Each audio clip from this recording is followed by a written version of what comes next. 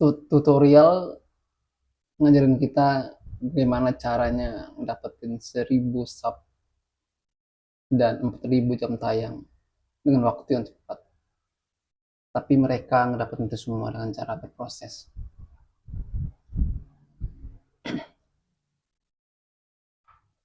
Gua sama hal-hal yang tidak berproses tuh sering ragu, Pak.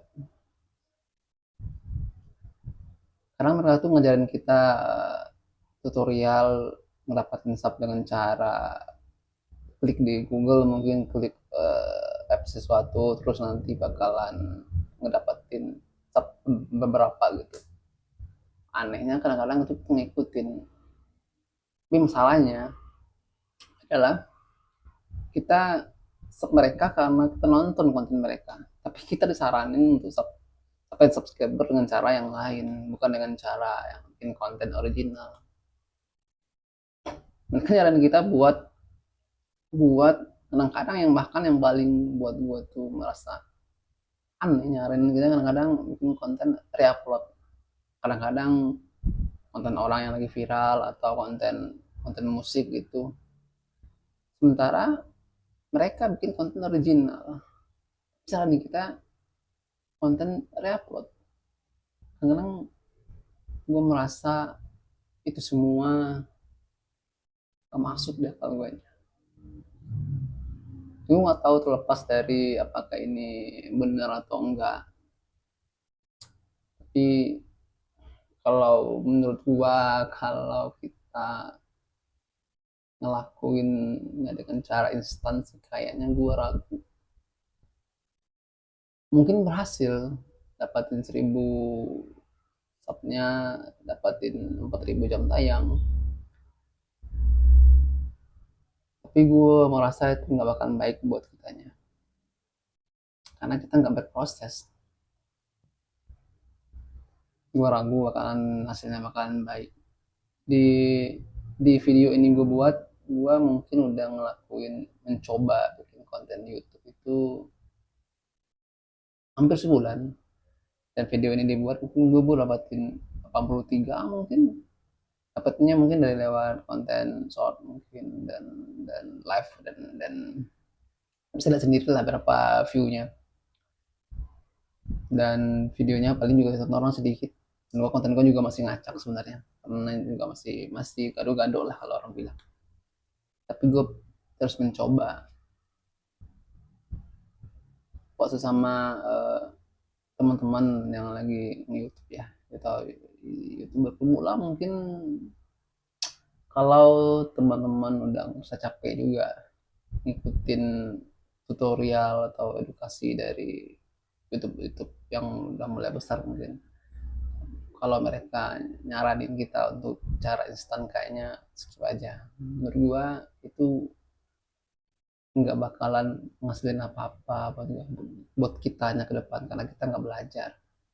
Kita nggak belajar cara bikin kontennya, kita nggak belajar cara bikin skripnya, mungkin kita nggak belajar cara memperbaiki videonya, mungkin secara visual atau secara secara audionya. Mungkin gue lebih nyaranin teman-teman, khususnya buat mungkin juga buat gue sendiri, untuk memperhatiin setelah kita bikin konten satu kayaknya apa sih yang kurang.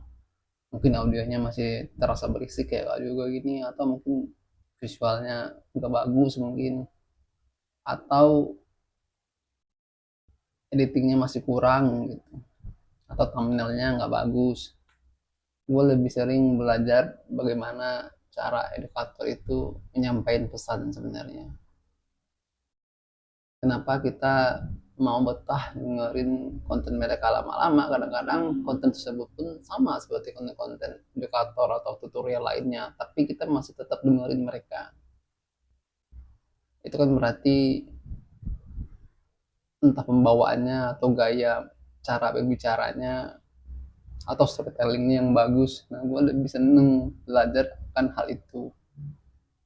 Ya mungkin nggak semua orang bakalan bikin konten storytelling, bikin konten bercerita mungkin, tapi bikin konten komedi, ya berarti kita belajar gimana caranya bikin komedinya. Atau konten masak, gimana caranya belajar bikin konten masak mungkin cara angle-nya, mungkin uh, shootnya atau audionya atau apanya gitu yang bikin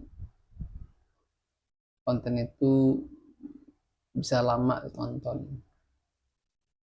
Terus gua gua lebih seneng, nggak tahu ya, gua ketika gua bikin dan kenapa di kepala gua udah bisa gua lihat di depan layar, itu udah cukup membuat gua seneng sebenarnya. Karena gua tahu bikin YouTube itu kayaknya bukan bukan target jangka pendek gitu, mungkin 3 hari udah monet gitu, seperti seperti orang-orang yang saranin gitu. Mungkin butuh setahun mungkin kita bisa, buat gua khususnya buat monet, dengan cara akunnya bertumbuh secara organik ya. Tapi ini terserah pilihan teman-teman semua sih. Kalau teman-teman pengen dapatin dengan cara cepet, ya coba lakuin. Tapi gue memilih untuk mendapatkannya semua dengan cara berproses. Biar gue tahu setiap konten itu kurangnya apa, kesalahannya di mana, cara bikin thumbnail itu gimana, cara ngobrol yang enak didengar di kamera itu gimana, cara ngejual ide kita itu gimana. Gue mungkin lebih pengen ke arah sana. Dan gue juga yakin sih video-video yang bakalan gue bikin pertama itu pasti jelek lah, gue tau lah, pasti ngorngin dulu lah, pasti nggak tahu arah ceritanya kemana lah. Nggak apa-apa, dan gue tetap upload juga sebenarnya untuk jadi pelajaran. Gue mencoba mencari cara yang pas ngobrol yang mana sih sebenarnya, yang mana lebih enak didengar sebenarnya. Dan gue juga terima masukin buat teman-teman mungkin yang mau ngasih saran, boleh drop di kolom komentar. Jadi kalau teman-teman ada yang bang lebih baik, kayaknya lebih baik ikutin cara mereka deh, dengan cara cepat, 3 minggu menit daripada proses, kan capek bang nggak ada hasilnya, ya nggak apa-apa.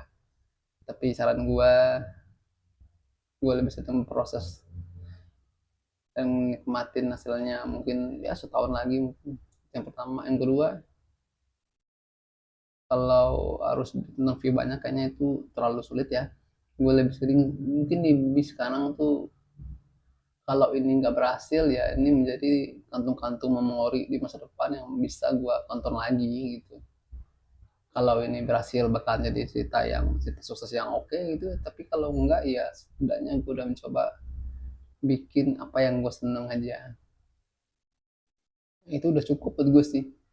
Tapi ngomong-ngomong, gue juga ada pernah bikin konten di Facebook Pro gitu, dan 3 bulan juga monet, karena bukan karena tonton view-nya banyak kayaknya, karena gue konsisten upload di jam yang sama, eh, dengan durasi yang sama.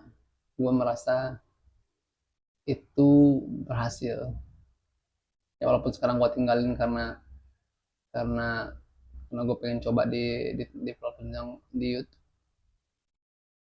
Terus apa lagi ya, buat gue 82 yang nge-sub selama sebulan itu udah menjadi rasa syukur gue yang banyak sih, teman-teman yang mau sub.